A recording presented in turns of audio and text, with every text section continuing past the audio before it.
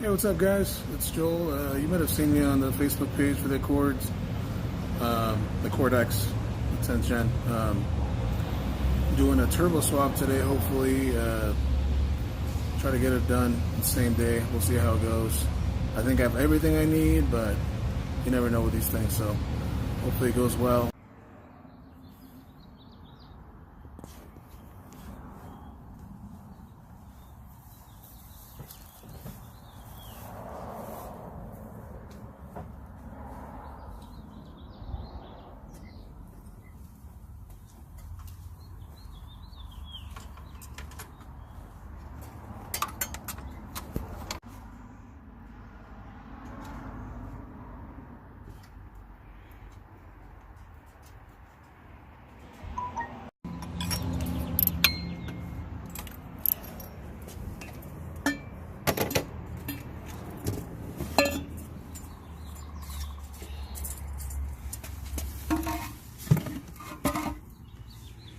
So this is missing a vacuum line here,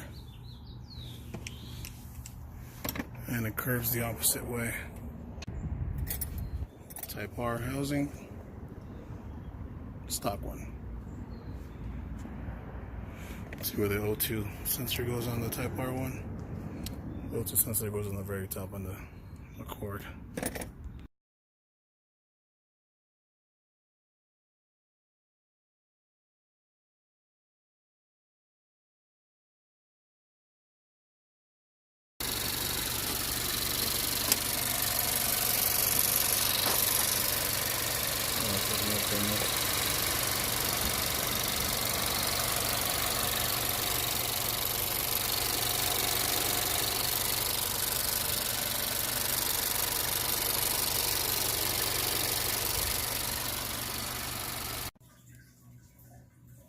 What's up, guys? Welcome to the end of the video. This is kind of like my first video, so I apologize if it's not that great. Did the best I could with the time that I had and my freaking phone. So I just wanted to give you guys kind of like a brief summary of what happened today. So I went in as prepared as I could be, knowing what the guys had told me, Ian, Keith, and Amar, and Manuel, the guys that I know have the CTR turbo.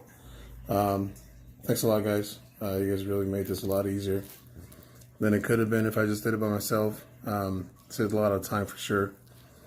So thank you guys a lot for what you guys do for the community. I'm sure everybody else is pretty grateful for all your knowledge and stuff. And the willingness to help others like myself. So first of all, like I said, thank you guys. Hopefully my stuff helps the future CTR people. But yeah, today went pretty well. A couple mishaps that I wasn't really prepared for. The biggest one being not tightening the bolt that goes to the oil return line on the turbo. So when we were, checking for leaks, we obviously found a big one. The oil just everywhere. And it made a big mess. Probably spilled about 1.5 quarts or so. So anyway, I ended up cleaning it up. I decided to wait today because I was so busy today with the kids and stuff. But I'm gonna go first thing tomorrow morning when the car's cold, take it down to the car wash and pressure wash all that stuff off of the block and the fans and stuff, wherever all the oil went to. Good thing I just did an oil change literally yesterday, kind of to prepare myself for this. So it's good oil, at least it's clean oil somewhat. So I'm gonna try to hose it off, put a trash bag or something over the intake, so obviously we don't get any water in there, and then just hose off the rest of the oil. So that was the biggest mishap. The other things that I really wasn't counting on is there's a a bracket, like a support that goes on the bottom of the turbo that bolts it up to the block, kind of just to reinforce or help support the weight of it. None of the guys told me about it, but apparently a couple of the guys just put a spacer on it. That's actually what we ended up doing. We literally just used a big nut. That's what she said. To space it out so we can actually get to it. Obviously the turbo's a little bit bigger, so it sits a little bit further from the block. So it needed a little bit of a spacer so that the bracket could reach the block the right way. But some of the guys that did this swap said that they just skipped it. They just didn't use it at all. I felt like we had to use it, so we just ended up using a spacer. By the time I got a hold of a couple people, we had already decided to do the spacer just to be safe. And then afterwards, we found out that that's what a couple of the guys ended up doing anyway. So good thing we checked on that. So that was the one thing that I wasn't told, or nobody really says anything about. And then with the coolant lines, everybody knew that there's basically two ways to go about it. The first one being the most popular one being is drilling the bolt holes on the stock coolant bracket and then putting that on the Type R turbo. The way we did it was I ordered the Type R turbo coolant bracket, and I ended up bolting it on the turbo like it's supposed to be. But obviously the reducer had to be done. I couldn't find out what size the reducer was or what size the reducer needed to be, so I ended up just waiting until we got to that point, and then I literally just ran down to the hardware store here and ended up piecing up a thing. You'll see it on the video. It's a red heater hose, high pressure, high temp, with some brass fittings that reduced it from 1/2 inch to 1/4 inch is what I ended up finding out it was, where that fits, because these are probably metric. So anyway, that's where we ended up doing it. I'm not 100% happy with the way it looks. It works. There's no leaks. I could at least put different hose clamps on it because those ones are a little too big. But I think it's holding up pretty well. I drove it for 3 hours today. It feels solid. Couldn't get too much into boost to yet because Derek told me to be safe. He sent me a base map based on my MAF scale and so forth. The car feels really good. I can't really tell much of a difference. It does feel like stronger, I guess, if I could say. Like solid, I guess. Not so fragile with that turbo on low boost. So it's hard to explain, but I'll be able to tell you guys more once I actually get a better tune on it and get some logs sent over to Derek. Oh yeah, so I did mock up the inlets from the Type R on it. You'll see some pictures on the videos as well. I think the biggest part of it is the inlet on the stock turbo on the Accords is curved towards the car, and on the Type R inlet it's curved away from the car. So that's the biggest thing about our intakes, not being able to work with that. I think that we might be able to fit it. I had a couple ideas when I mocked it up, but I wanted to mock it up so you guys can get a better idea of what it looks like in there and what things we have to do. We'll have to add a couple of vacuum ports on there, and then maybe cut the end of it where it curves and maybe just flip it around so it curves the right way. Or maybe just make an intake just based on the way that it sits right now. We'll see. I got a good friend of mine here, Peng Chung. He's got a pretty badass S2000, like 1,000 horsepower, runs like 9s here in Colorado. He's an amazing fabricator, so I took it up to him before I did the turbo swap, and he had some ideas as well. So hopefully we can get together and then can fabricate something so I can keep the inlet. I really want to keep it. I don't know if it'll make a difference with power, but I hate the way that the plastic stock one feels like.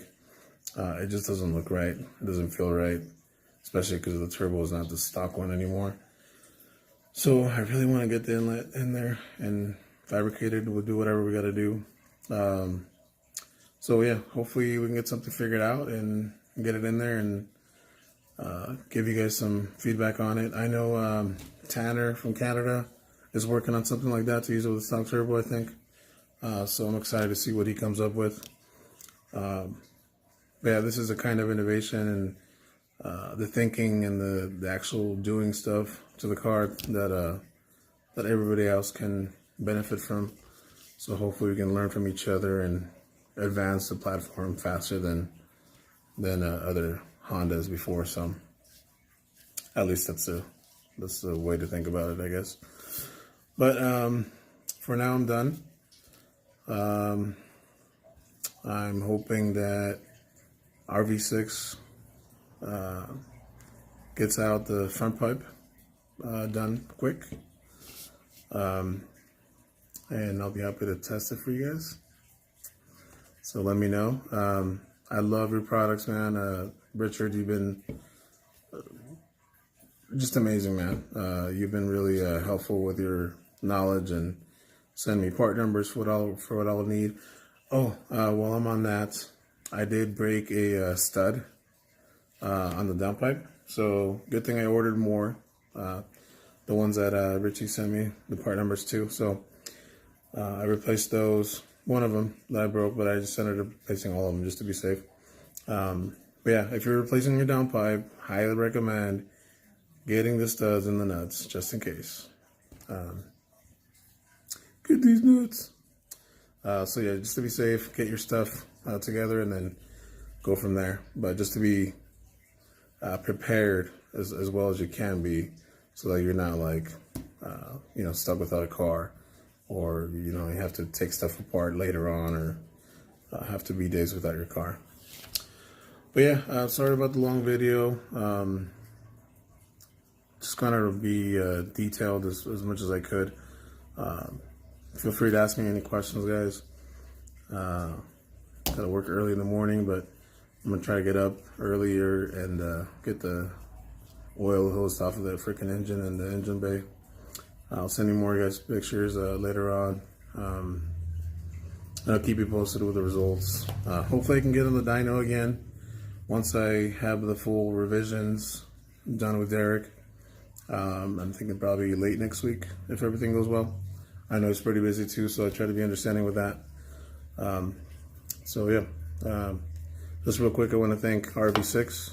You guys are pretty awesome. From day one, before I started doing anything to the car, my first mod was the RV6 downpipe,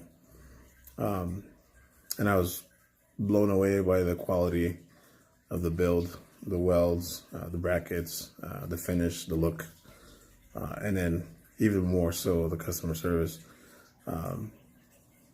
And then I found myself in a bad spot. Had to get another one, hit them up. They were like so eager to help, and so happy to help out with getting me a CTR one. So thank you, Richard. You're awesome. Look forward to getting more stuff from you. So thank you again. And then Axion, you guys are awesome. Anthony and Michael, without you guys, I wouldn't be able to do this. So thank you so much. Thank you for following my direction. Thank you for all the knowledge you guys have provided me.